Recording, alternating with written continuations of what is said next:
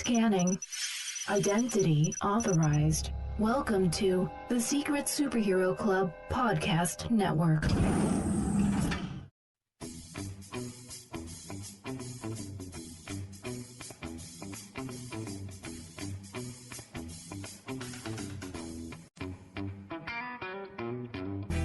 Welcome to the Animation Station Podcast, your home for discussions and debates about all things animation. Each week, we'll rank, review, and revel in animated shows from yesterday and today, and from around the world. So grab your Acme slingshot, set your mobile suit to autopilot, and put on your mouse ears. The Animation Station Podcast begins now.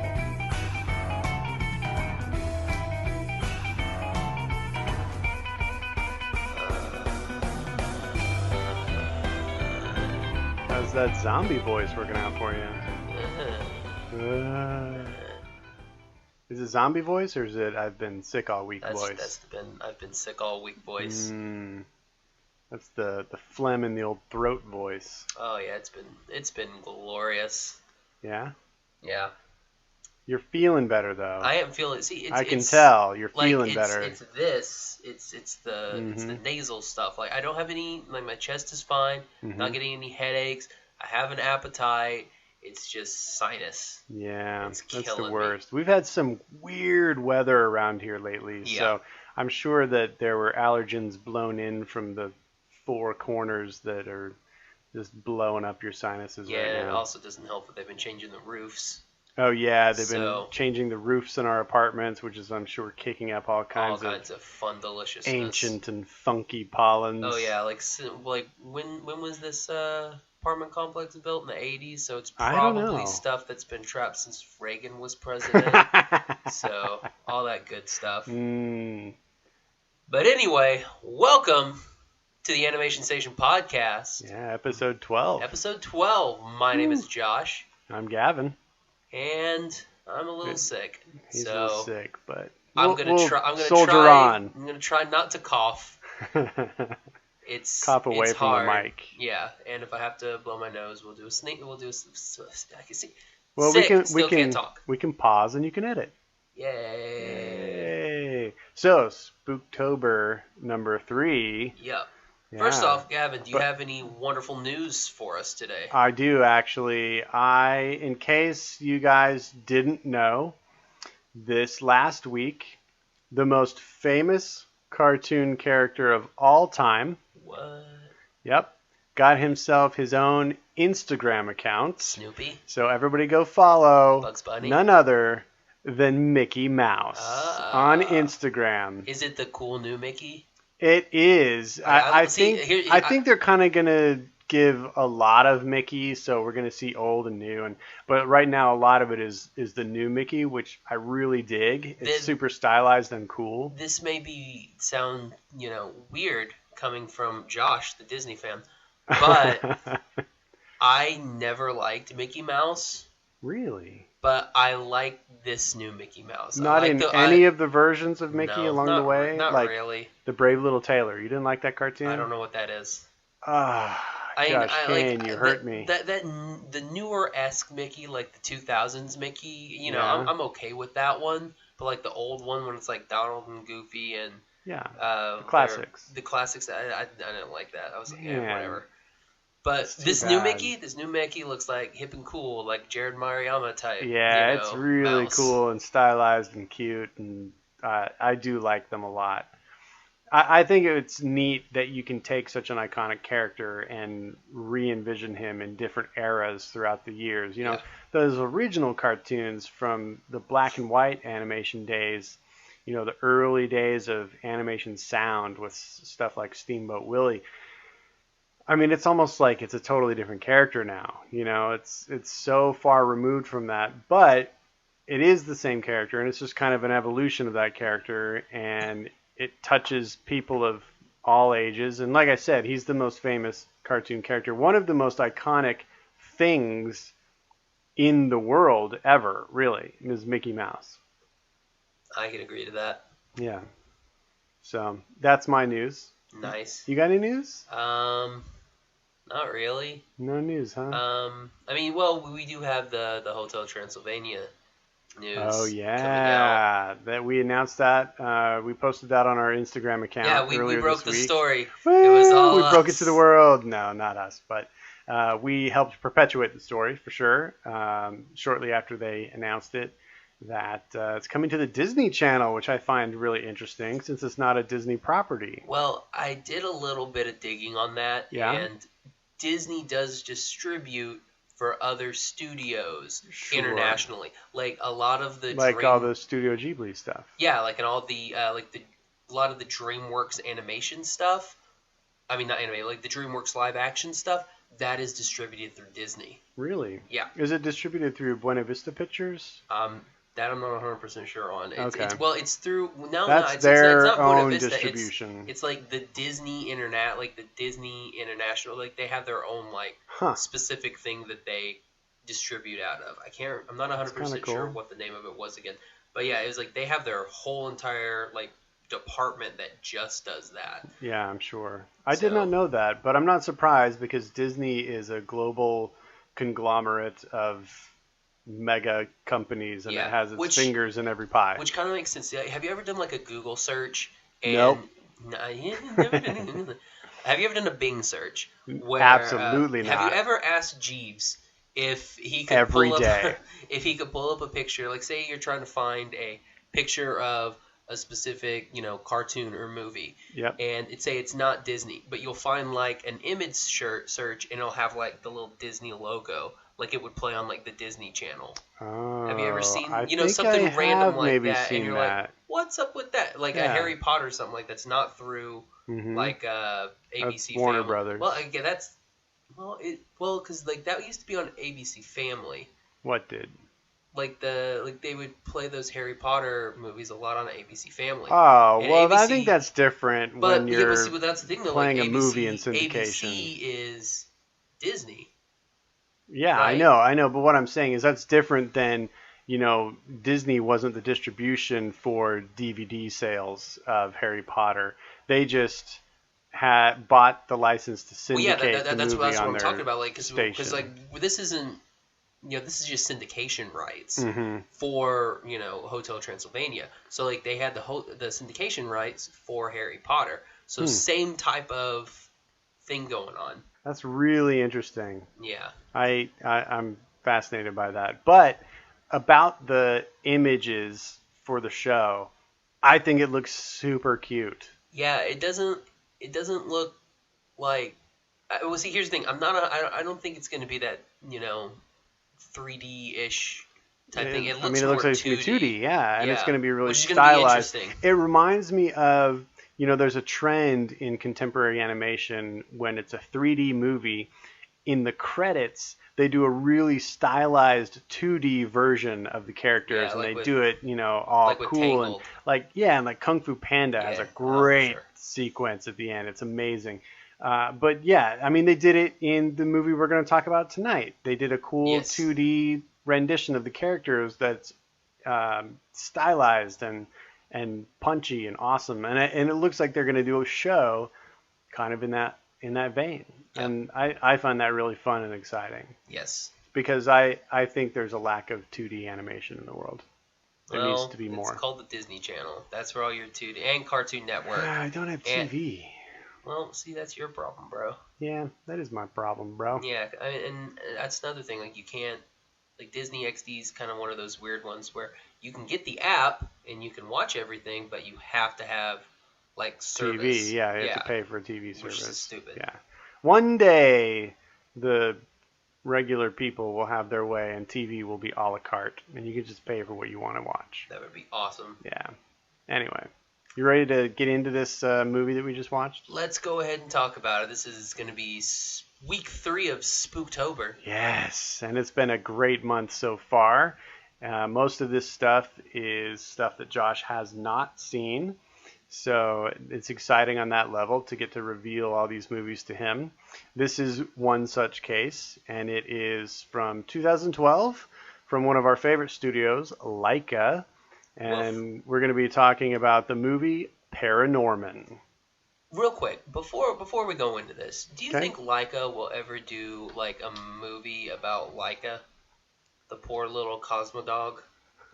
Oh, the actual dog. Yeah. I thought you meant like an autobiographical piece. I could see it happening. Yeah, I mean, why not? The only reason I mention it is because there is an episode of Space Dandy, which is the same director who did Cowboy Bebop. Right. And they actually do an episode about, like, they crash land on this like junk planet where all this junk from like Earth and like all these other places is just like crashed and just kind of gathered, and Laika's there. And it's just like, how are you here? It's really kind of cool. It's really it's sweet. It's touching and makes me cry because the doggy dies. Aww. Spoilers for something that came out like 2 years ago. But like the doggy dies and it's really sad. But it's really good. Like, because I'm like, oh yeah, Laika. Yeah. That's really good. That's good, guys. I mean, I wouldn't put it past them. They're very creative, and they pay homage to a lot of things in all of their pieces. So, I mean, they might do something based on their namesake. I don't know. That would be nifty. Is that where they got the name? I don't know where they came up with the name Laika. If you look at it, like they do a lot of stuff in red, and like they had that like red star. Mm-hmm. So I mean, and Laika was a Cosmopup, so for the USSR. So Cosmopup. Yeah. I like that. Yeah, that's true. Not Cosmopup. Interesting. If anybody knows the answer to that, let us know. I'm gonna assume they're big fans of the USSR. Yes. Anyway, ParaNorman, 2012. I can't laugh. I start to cough. I'll not be my usual hilarious self then. So, like, hold on. Can we try that once? So, Laika spent 3 years making this movie, which I think is pretty fast for a stop-motion animated piece. It seems like... Well, there's a lot of digital elements in this movie. Well, as far as effects and things like that, but I mean, a full cast of characters, all stop-motion, huge sets that they built and, filmed around. I'm impressed that it was only 3 years in production. Now, there may be some sort of timeline of pre-production tied to that. I don't know. But 3 years is what's listed, and I think that's impressive. One of the things that sped up that production is they put into use for the very first time the usage of 3D color printing for like all of the different heads for all the different models. So typically in stop motion animation, one of the jobs is they have like a model shop that creates all the different heads for a character with all the different facial expressions and shapes of the mouth to make all the different words that they're saying, and eyes at expressing different emotions and things like that. So they come up with hundreds and hundreds of heads for all their characters so that they can change them out, and that's what makes the the illusion of life. Well, they utilized and leveraged the fairly new technology of 3D printing in this movie. They had used it in Coraline, but they were only using black and white printers at that point. In ParaNorman, they upped it a notch and used color 3D printing to create like every face that Norman makes in the movie. And that speeds up production because you don't have to hand make each one of those. So I think that's probably why the timeline was so short. But I found that really fascinating. And once I found that out, watching it since then, you can kind of see that texture on the faces especially. You can see kind of it's like a matted, almost grainy texture that's different than what we see with silicone or clay or any of those products that we think of as traditional stop motion materials. In some like Aardman animation, you can even see fingerprints and thumbprints in it, because it's really hands-on work. But in this, it just had a very I don't want to say manufactured look, but the material, the skin itself looked like it was a different texture than you would expect. And so it lends itself a very different quality, and I think it works for this movie. I think the look of it, I don't know, it comes off perfectly for me. And we'll talk about that in a minute. I just want to talk a little bit more about the background of this movie. So it was also nominated that year for Best Animated Feature. And 2012 was a stout year for feature animation. The last movie we talked about, Hotel Transylvania, also came out in 2012. But it was not amongst the movies nominated for the Academy Award for Best Animated Feature. What ParaNorman was up against was Wreck-It Ralph, The Pirates, Band of Misfits, which is Aardman Animation, the people that did Wallace and Gromit, Frankenweenie, the Tim Burton stop-motion hit, which you haven't seen that either, right? It's so good. It was either this or Frankenweenie. Yeah, man, it's so good. But I didn't want to overwhelm you with Tim Burton. And then it was also up against Pixar's Brave. So those 5 movies all in the same year. Can I guess who won? Yeah, guess. I'm going to go Wreck-It Ralph. You are wrong. Oh. You are on this podcast's much belittled Brave. That's the one that won. Yeah. See, everybody on this podcast except for me has belittled it. Everybody that's commented, everybody that's wrote in. You know what it was? What? It was those magic cupcakes. It was. Those magical tarts. Those magical tarts. Yeah. No, it's because it's amazing. It's because it's beautiful animation. Anyway, ParaNorman was up against stiff competition that year. Any of those other ones could have won. Yeah. Even Frankenweenie, which I haven't seen, could have beaten out Brave. It was a fantastic year for animation, and I remember it well because I saw all of those in the theater, and I was loving it. All right, one last thing I wanted to mention about the movie. Shoot. It's an interesting little fact, and that is that it actually contains the very first openly gay character in a mainstream animated film domestically, and I think that is a very interesting fact, and I don't think it should be a detractor for this movie in any way, shape, or form. No.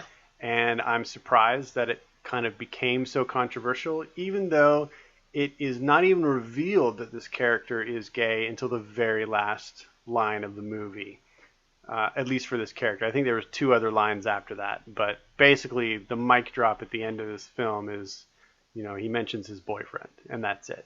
Anyway, it happened, and it didn't affect the film in any way for me, except that I was interested to hear many gasps in the theater as I watched it back in 2012.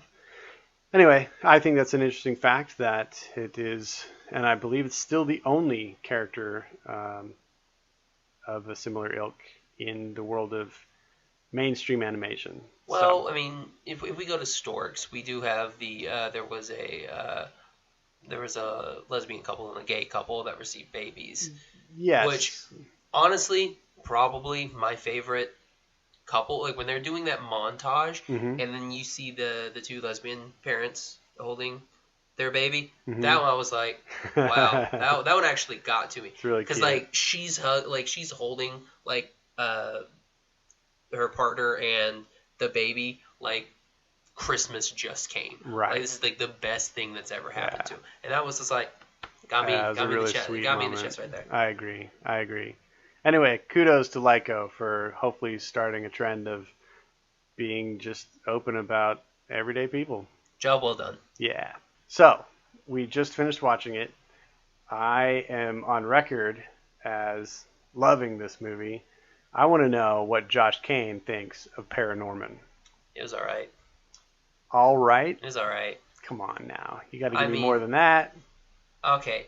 Here's my thing with this movie. I want to know what was up with Norman's eyes, because his were the only eyes. You were obsessed with his eyes. Well, once I found it, and I noticed that none of the other characters except his uncle had it, it bugged me the whole entire movie. He's the only they're only with I don't know pentagram eyes or whatever. Their eyes have little. They just had a couple of corners in them aside from the standard. No, they didn't have 2 just corners. There was side. boom, boom, boom, boom, boom, boom, boom. Their eyes were completely different. I think you were looking and way then too much into everybody else's eyes were circles. Not really circles. They were circles, dude. They were circles. They were eye shapes. And another thing I noticed, if you look, just wait, you go back and look. Okay. The right eye is bigger than the left eye, like the pupil and the iris. So I mean, it's bigger in the right eye than the left eye. Right? In ParaNorman? No, in all of them. In every single character? In the characters, yes. Well, if you look, that's a consistent design package then. I guess. I thought they were gonna. I mean, that I'm totally fine with. But the whole. So this movie's all right because you didn't like everybody's eyes. Well, no, I thought it went on way too long. How long is this movie? It's like 90 minutes. Is that all? Yeah. It seemed like 2.5 hours. It was a really long movie. It's such a great adventure, though. It's an all right adventure. I mean, Man. if it's not like. Here's the thing. It's kind of cookie cutter. I mean, there's a lot of and I've seen classic... it before. I like movies that I haven't seen before. Yeah, there's not a lot of new ground broken as far as horror movies. Sorry for sniffing in the mic. Scary movies of that ilk. But there are very few movies like that in the world of animation, and I thought that they did a great job of spoofing a lot of such movies and paying homage to such movies. And for me, it was really just fun to kind of revel in that genre while watching it. And I feel like that's what they were doing the whole time. I said this while we were watching it. There's several scenes that have that really cool retro feel with the lighting and the textures and the cars and the bike that he rides that it reminded me, or when I saw Stranger Things, a lot of the scenes in that reminded me of ParaNorman because it kind of has that cool 80s kids adventure, semi-spooky kind of movie feel to it. And I don't know, maybe it's because of my age, I get really nostalgic about that kind of stuff, and it plays really well with me. Well, see, here's the thing. There's nothing, like, this movie looks phenomenal. I'm not dissing anything about the animation, anything like that of this movie. I didn't like the story. And if the story falls flat, it's going to impact the overall movie for me. Mm-hmm. Like this movie, great. If they would give me a good story to go with it, it would have been fantastic. But I didn't get that good story. So was it just that you felt like it was nothing new in the story? Like when we were once he got the book, mm-hmm. I was like, okay, I get the gist of where this is going. And then it just took forever to get to that point. Mm-hmm. But then when we got there, I did like the whole, like the little girl. Mm-hmm. I kind of was seeing something like that coming. Right. Where it's not going to be like this old crone lady. Yeah. Because like the one girl at the very beginning is like, well, how come we're dressed like this? The witches don't look like. I had a feeling that that's kind of where we were going to go. And then we go with the little girl, and I was like, oh, quit. And it's like, ship them together. Like, why don't you guys go off and be a couple? That'd be great. Which, no love story in this. I don't know. Maybe it's the seeds of a future afterlife romance. Maybe when Norman dies. Okay, so we gotta wait like hopefully 90 years. He could get hit by a school bus next week. We don't know. Well, that's fun. Well. But yeah, I mean, when we got to the end, I thought that bit was really cool. Like the whole mm-hmm. fight sequence, everything's like crumbling. He's jumping from like floating mass to floating mass. Yeah, that her was cool. like light. Her like on electrified bit when like her faces are kind of like coming all over. But that was really cool. Like I said, like visually this movie is stunning. But I'm trying not to say beautiful anymore because I say that a lot. And fantastic. So it's gorgeous and it's stunning. But the story fell flat. Okay. That's the only problem for me. Like all the background stuff, there's little jokes hidden throughout here in the movie that I think are great. Like I pointed out when he was, oh yeah, what the heck is up with the name of their town? It's like I can't remember. It's like it's a great place to hang, and it's like it's a witch hanging. It's like Bluff Hollow or whatever. Blythe Hollow. It's like what the heck, guys? It's literally a witch being Well, I hanged mean, right we all here. know that there are many towns in the New England area that capitalize on tourism based on Are we doing this like New England, the or are we gonna witches. make this the Pacific Northwest? Like Well, this is like remember, I Oregon. thought that to me it felt more like Oregon, but remember when he's in the flashback of the actual trial, the judge says in this state of Massachusetts. Oh, he So we know does. it's in I missed that. Massachusetts, yeah. But yeah, like when he goes into his uncle's house, there's a book on there that's like interior design or whatever. Yeah, it was like something like, what was it? Something furnishings. Yeah, it's decorative furnishings. Decorative furnishings. It's so ridiculous. It's just a giant rat hole. It's great. Yeah, it's like stuff like that, and that poster. All of the posters in Norman's room, but that one of the lady screaming bloody like murder. Mondo Zombie. It's so Dude, you need good. to make that because I should. I wonder if I can get a good image of it. A big, huge one. Yeah, that would be cool. So cool. That would be cool. And I like his curved room. I always wanted a curved room like that. Yeah, how the wall curves into the ceiling and it's covered in posters. And he has that cool. It goes up. It's totally rounded. amazing. It's so nifty. Yeah. Yeah, like I said, movie. I mean, the visuals, great. Yeah, I agree. No complaints with that. Just the story falls flat for me. Okay. That's why. Not my favorite Leica, not my least favorite Leica, but not my favorite Leica. So, I mean, there's only so many, so I know which one's which. Anyway, well, let me talk about the visuals for a little bit. I like the character design in this movie. I don't absolutely love it. I have some issues with it, like you do. I don't have weird issues like the eye shapes don't make sense. But I feel like there are some inconsistencies with the character design. However, I do like a lot of the character design. I love Norman's design. I think he's spectacular. See, it's weird. Norman looks like the best out of all of them. Well, that would kind of stand to reason because he's the focal point of the movie. Kind of like Kubo. Like, Kubo is the best human out of all the other humans. That's true. Monkey's the best looking character in that movie, though. Well, yeah. So cool. But, I mean, we don't have a monkey in this. That's true. So I do like his little buddy, and I do like Mitch. I think they're really good designs as well. And I love his uncle's design, the character that John Goodman played. I can't remember his name or if he's even named in the movie. But I think his design is great. But, you know, the mom and the dad are both a little bit, I don't know, out of sync with the rest of the design element of that movie, I feel like. And so there's a couple things like that I'm so on. But when we get to the environments, the settings, the backgrounds, the rooms, interior, the exteriors of buildings, I am in love with how this movie looks. I absolutely adore the set design that went into this movie. It's so detailed. It's so thoughtful and so wonderfully executed that it comes alive. Every single scene has a palpable, beautiful life to it, and I feel like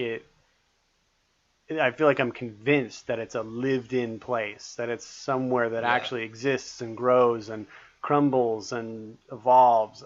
I'm blown away by it. I think it's probably my favorite set design of any stop-motion movie ever. I just really love it. And the other thing that I think is spectacular in this movie is the lighting. They do all kinds of different lighting in this movie, especially really cool low angle, like late evening lighting with different tonal values coming across their scenes that just make this warm and delicious eye candy. I can't say enough about the design work in this movie. Yeah, like I said, visually there's nothing wrong with this movie. Yeah. Other than the eyes. Oh my gosh, even the eyes. Now, what did you think about the story? I like the story. Like I said before, to me it's just the story is kind of a nostalgia piece. You know, I agree that there's not a whole lot of new ground broken as far as the concept of the story, but it's pretty traditional in that genre. And in that way, it's also very nostalgic. And I just kind of dug it. I like having that sort of, I don't know, pastiche that you can just kind of settle back into because it's all familiar and you know it. And for me, I can just sit back and relax and enjoy the beautiful artwork.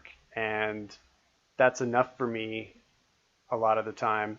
I didn't think it was a bad story at all. I agree with you that it's not new, but I kind of like the story. What did you think about the CG elements in this? Some of the effects that they brought in with 3D animation. I thought they were good. Like I said, like that whole bit with what is her name? The witch. Aggie. Is it Agnes? Agnes. He called her Pendergrast or something like that. That whole bit with her, with electrified and everything like that. I thought that was fantastic. And when she's all green and purple smoke or cloud, whatever it is. The cloud was pretty cool. I made the joke. It was like, it's really cool. They can stop motion those clouds. But yeah. Leica is all powerful. Yeah. It's like, hold on, get him to touch that little cloud just a little bit. Yeah, like I can't really complain anything about the CG. Just the main thing that I loved was it like, and the only thing that I paid any attention to was the whole lightning bit. Mm-hmm. I thought that was great. Yeah, I thought that was really cool too. Fun fact: I was pulling up. I've got IMDb up here, and the voice of Aggie also plays the little sisters in BioShock. So you don't know. You won't know anything about that. Awesome. But, yeah, I don't. Yeah, I hate you. Well, let's go ahead and rate this movie. You want to go first? Or you want me to go first? You always make me go first. So because yours is more important. No, it's not. We have equal say on this show, even though you're wrong most of the time. Yeah. Out of 5 Dipper Pines. Dipper again? Yeah, he's my new Jiminy. I like it. Hey, stay true. Out of Dipper Pines, I'm going to give this a 3.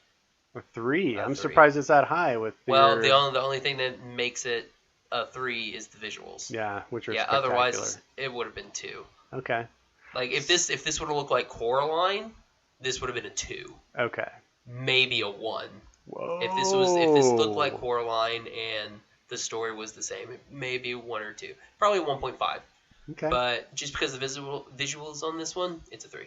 Got it. That's high praise then for the visuals. It's high praise. It's high praise. So I am going to rate this out of 5 Jiminy Crickets. I'm giving this a 4.5.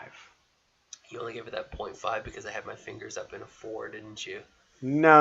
I only gave it a 4.5 because 5 is reserved for a very few very special films. This is very close, but it's actually not even my favorite Leica movie. So there's that. But I like I said already, visually I think this movie is stunning.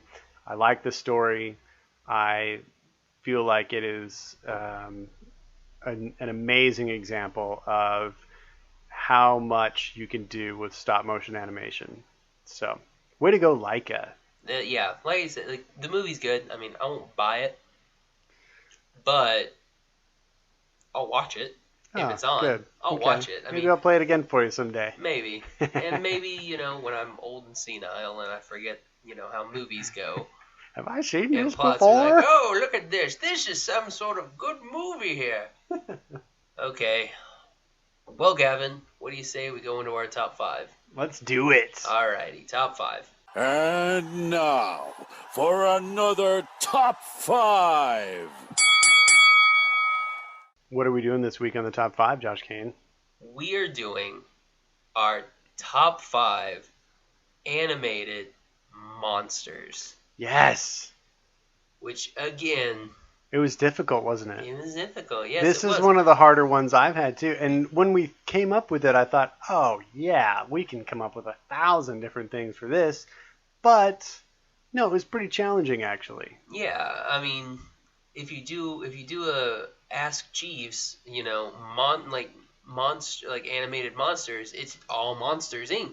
That's all it is. Yeah, that's the Monsters thing. Inc. It's and like you've Monsters got University. Monsters Inc. and then you've got like Nightmare Before Christmas. But you don't want to pick a top 5 of all from just 2 movies. Yeah, don't worry about that. Yeah. So I spread mine out. Hopefully you did too. Yeah. Who's going first this week, Josh? Let's go ahead and you go first. I'll go You first. go first. Okay. Is that because you're still thinking of your top 5? No, I got my top 5. It took a while, but I got my top 5. All right, I cool. didn't finish. Like when you went out to go get drinky drinks Yeah. today, Mhm. I wrote my last one in. Oh, okay. That's how long it took me. Nice. All right. Well, my number 5 top animated monsters is Dr. Cockroach from Monsters vs. Aliens. What the heck? Have you seen that movie? No. Oh, it's so great. It's a DreamWorks animated film. It's a comedy. Is that the one where the chick gets really, really big? Yes, it's Okay. that one. And it's very unique. It's a standalone kind of movie. There's I a love blue it. blob. Anyway, yeah. His name's Bob. And I believe it's Seth Rogen is his voice actor. Obviously, But it's up, brother. Dr. Cockroach is voiced by Hugh Laurie, who is one of my all-time Okay. favorite people. And I love his character. I like a lot of the characters in that movie, and it's on my list of things that I feel like we should probably watch one day and talk about on this podcast. But Dr. Cockroach, go. Nicely done. Thank you. Okay, for my number 5, I'm going to go back a little ways to the 90s. Ooh. And we're going to go to Batman the Animated Series. They have monsters? We're going to go Clayface. He's a monster? I would assume he's a monster. Oh, okay. mean, I don't know He's Clayface. basically like made of clay now. And the Oh. only reason he made my list was because of the episode in season 4 Mhm. of the animated series when Tim Drake, the best of the Robins, Oh, agreed. you don't even know who that is, the best of the Sorry, Chris O'Donnell. Robins. You broke me. Sorry, You go. broke me. But yeah, Tim Drake is like the best Robin. Okay. I've said this multiple times in this sentence, but In this run-on in sentence. this run-on, in this random hodgepodge of thought. But basically, he meets this little girl, and they kind of start to like each other, like you do. Sure, yeah. Mhm. But it turns out that Clayface got injured in a fight with Batman, and broke part of himself off because he's basically clay. He can turn into whatever he wants. Uh-huh. Broke part of himself to kind of go scout, but she got too far and kind of became sentient on her own. So this little girl, I think her name is Annie, becomes sentient, but Clayface is trying to get her back, but she obviously doesn't want to go back because she's alive now. Mm-hmm. And Tim's trying to keep her from going back to Clayface, protecting her and everything. Yeah. In the end, she sacrifices herself and gets absorbed back into Clayface.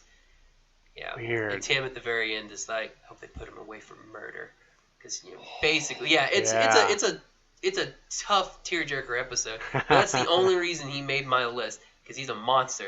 He killed that little girl and took away Tim Drake's maybe first love, All right. other than Stephanie Brown. I honestly did not Angela expect you to bring any Batman characters to this discussion. Dude, you know how hard this was for me? This was extremely don't. hard. You took demons out.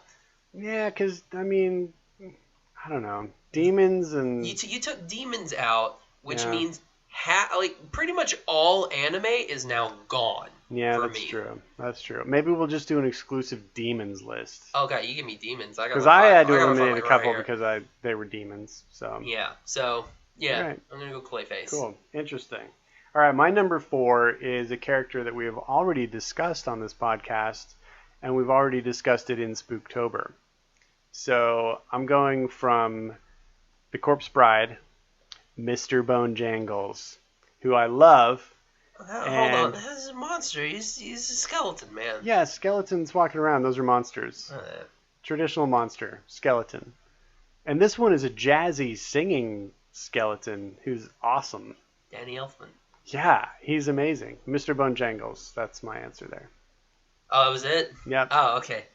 I don't ever put mine in order. I wait until I have to say them.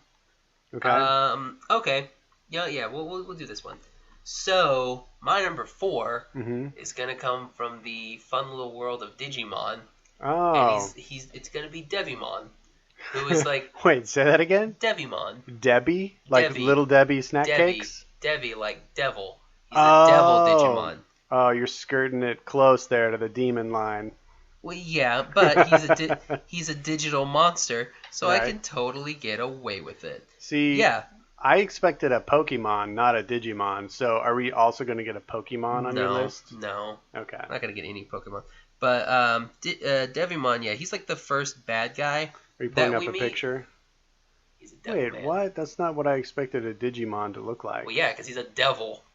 Wow. He's the first villain, and they kind of kill him, but he comes back again. The best villains do. Exactly. All the good villains come back. Yeah. So yeah, that's what he does. He comes back again. Okay. And he's just mean. He's evil. He kills poor Angemon. Oh no. And yeah. Is that an angel monster? Yeah, it's an angel Digimon. Yeah, and then TK loses his partner, but it turns into an egg, so it's totally fine. And the egg hatches again. Yeah. Spoilers for Digimon that came out in like 1999. Wow. But yeah, Devimon. Okay. Excellent pick. But there is a smaller version of Devimon. It's not little Devimon, it's Dimmy. So there's Dimmy Devimon. He kind of sucks. Oh, that's great. Okay. My number 3 is from the incredible Aardman Animation Studios. Nah. From a little movie called Curse of the Were-Rabbit, winner of Best Animated Feature Film. And it is the Were-Rabbit himself, also known as Hutch. And you haven't seen that movie, right? No, I maybe once. No, I don't think you have. Anyway, it's incredible. It totally deserved to win the award that year. It beat Corpse Bride. And I thought Corpse Bride was great, but Curse of the Were-Rabbit is one of the most delightful... Like in an Emmy or a BAFTA? Oscar. Same thing. Yeah. And it is one of the most delightful stop-motion animated movies ever created, and I adore it completely. So, The Were-Rabbit. Nicely done. Yeah. My number 3, again, super hard. I had to go something we also watched recently in Spooktober. Mm-hmm. I went Mavis. Yes, I knew you were going to bring Mavis. Hotel Transylvania. One, she's adorable as a little she's girl. so cute. Then she's adorable as a little bat with bright eyes. And I don't remember if we talked about it, but when she's a bat and she's learning to fly and she has that cute little red helmet on and she bashes her head, it's like, oh, okay. It's so cute. Yeah, she's it's the ridiculous. best. She's awesome. Did you watch the second one yet? Not yet. I'm going to this weekend, I hope. But yeah, and then she turns into a cute little 118-year-old teenage vampire, and she finds love. Yeah. Yeah. She's an adorable little monster. Adorkable. Adorkable little monster. I like that. Good pick. Good pick. All right, my number 2. We're blowing through these. We are. We're just We usually cruising. talk 20 minutes. I did my talk 20 minutes about one of mine. Yeah, pretty much. Well, mine is from a movie we're going to watch in a couple weeks for our final Spooktober episode. It's from Nightmare Before Christmas, and it's the villain of the piece, Oogie Boogie. I absolutely love Oogie Boogie as a monster, as Tim Burton's cool take on the Boogeyman, because not unlike Mr. Bojangles, he's also a little jazzy, bluesy, show-tuney kind of guy. I like him. He's voiced by Ken Page of Broadway fame, and he's pretty spectacular. I love him. I know you're thinking that he's not feeling good right now, but no, it was just your pick. No, It no, made me I physically was ill. making you It puke. made me Yes, physically ill. I get it, Josh. Yeah. I know your reactions now. Thank you. Yeah. Mm-hmm. Now, I get no respect. for my number 2, easy there, Jabberjaw, which you still don't know who that is. Mm-mm. My number 2, I was able to go to the world of anime, which I guess Digimon kind of counts. I was gonna say, yeah, but Digimon is. I actually got like good. I almost said good anime. Digimon's fantastic. I got some good anime from. They're kind of recent. Okay. I went with Annie, the female Titan from Attack on Titan. Interesting. And just so because. What is Annie? She's a Titan, bro. She's Okay. a big, huge. That's a person compared to her. Oh. Yeah. She's a big girl. She's super BA. Wow. So she also kills like more of the humans than like any other Titan. So are the Titans in this show like the Titans of Greek mythology? They're basically the same concept? Pretty much. Okay. Like there's her. She's basically got one of them on like this rope and is twirling him around as she's basically breaking his back. Wow. She also kills. She looks like her skin's been peeled off, and we're looking at muscle and that's like all of the tendons. That's like all the Titans. Oh, it's gross. Yeah. She's an actual person too, so that's what she is. Is like she regular size when she's a person? Yeah, she's regular person size. So then she turns into a Titan and grows. And she goes super big, and so far it's like the only like female looking Titan. Mm-hmm. But yeah, when she goes on the warpath, and she kills lots of people. Like she kills Levi's squad. You know who that is, but she kills Levi's squad, and like we slowly start over the course of this series to like somebody. It's kind of like Game of Thrones and The Walking Dead. Don't like anybody on that show because they will inevitably die. So like you start to like. I don't like anybody on those shows because I don't watch them. Well, that's great. Anyway, see, when I interrupt, it's funny. When you interrupt, it's just no one cares. Oh, ow. Josh Kane is sick and he gets mean. I can't laugh. I deserve that. But yeah, Andy, go ahead, number 1. Nice teenage voice squeak, bro. It's puberty. All right, so I am now down to my number 1. I do have one honorable mention, and it is from a Pixar movie called Monsters University.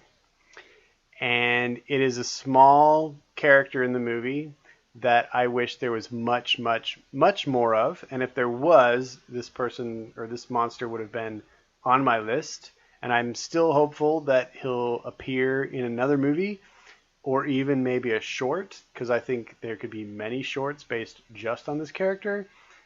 Anyway, it's the character Art, the little purple guy who's basically one long, like U-shaped, like it's basically 2 legs that meet in the middle with a head, and he's got 2 little arms sticking out, and he's hilarious, and he's like this kind of hippy dippy artsy college kid who, I mean, to me he's the funniest part of that movie, and I want more of him every time I watch it.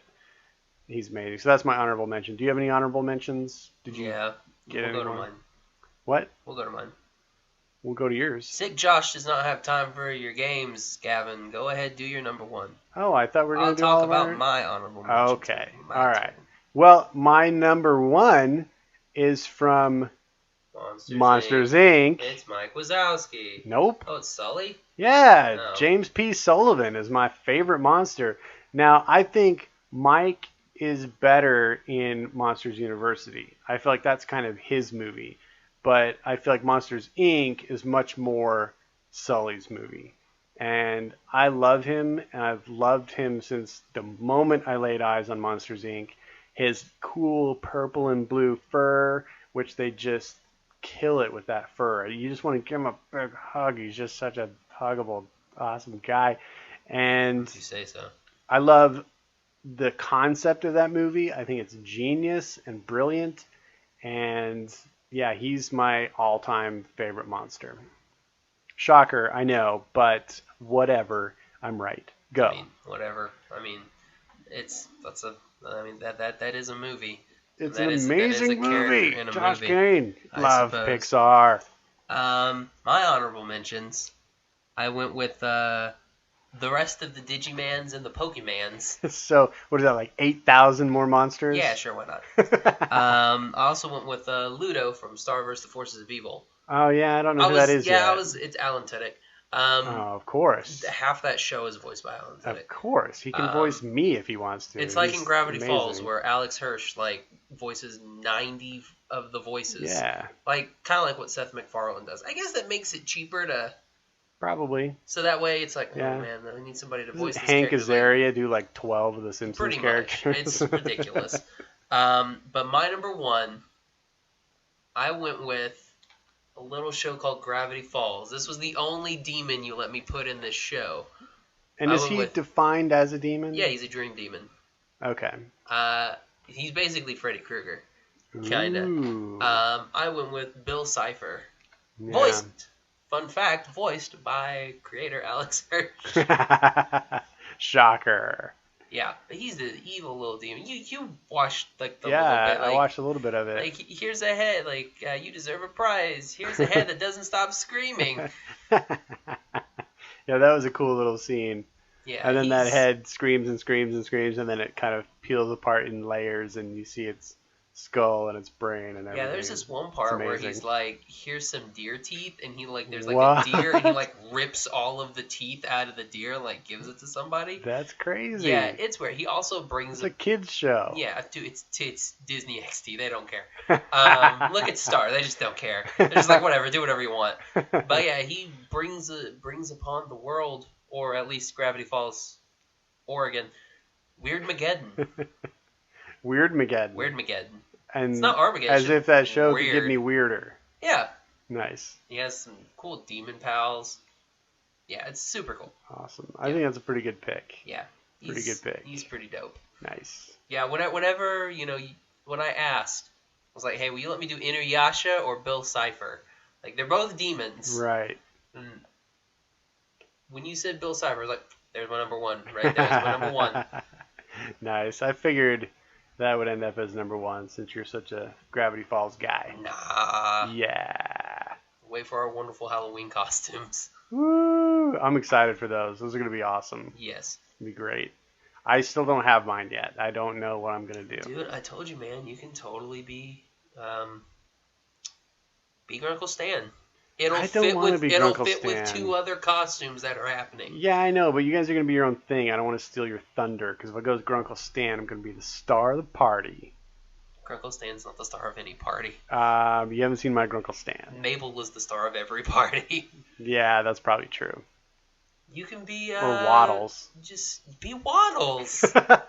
Just look like a pig. Be Waddles. Yeah, I could totally go as Waddles. It'd be great. That'd be ridiculous. I'm probably not going to go as a cartoon character. I'm just putting that out there. C'est quoi? I don't know what that word means. But, yeah. Anyway. All right. Thanks. That's it. See ya. Bye. Time to hit the old dusty trail. Yeah, or the bed. You sound tired. I'm tired. I did take, it was 8 o'clock. I took some sleepy time stuff. Some NyQuil. It's 11:48. So, sick Josh. I want to apologize right now. Sick Josh is not happy Josh. So he was really short with you earlier, and he kind of apologizes for that. Oh, thanks, kinda. Yeah, but wait till next week. That Josh probably won't care anymore. Yeah, he'll come back with a vengeance. Yes. All right. Just like Darkwing Duck. Well, I think that about wraps it up for this week. Where can the peeps find you, Josh Kane? You can find me on Instagram and Twitter at Josh L. Kane, and you can also find me at your local hospital, room 614. He's not that bad. He'll be fine tomorrow. You can find me on Instagram and Twitter at Gavin Otteson Art. Thanks for joining us, guys. Yep, and also want to give a special little goodbye shout out to all of our awesome listeners. That's you guys. We're apparently in 5 different countries now. Yeah. Where we have that's crazy. Cool listeners. So shout out to Canada. Woo! You guys are great. Argentina. Woo! Really? Argentina? Yeah, Argentina's pretty cool. Great. Germany. Woo! So we got some awesome people in Germany. Some wonderful people in the British Isles. Woo! Little cool people there. And to all of our Yanks, thank you. Be sure and vote, I guess. I don't know. Or not. I mean, they're not giving us a great choice this year. Yeah. I mean, but no, every vote counts. So, I mean, you can just write somebody in. Yeah. Write in Frank Underwood. That would be pretty cool. Write in your favorite animated monster. Actually, yes, everybody do that. Instead of actually voting this year, James P. Sullivan for president. Vote for your favorite monster. Yes. All right. Let's end on changing the political landscape of America. Aye, aye, Captain. Thank you for listening to the Animation Station Podcast. Follow us on Instagram and Facebook at Animation Station Podcast. Follow us on Twitter at Animate Podcast. Subscribe to us on iTunes and join the conversation at secretsuperheroclub.com, where you can connect with our podcast friends, Cloud City Cast, Getting Into Comics, and Shaun of the Gathering.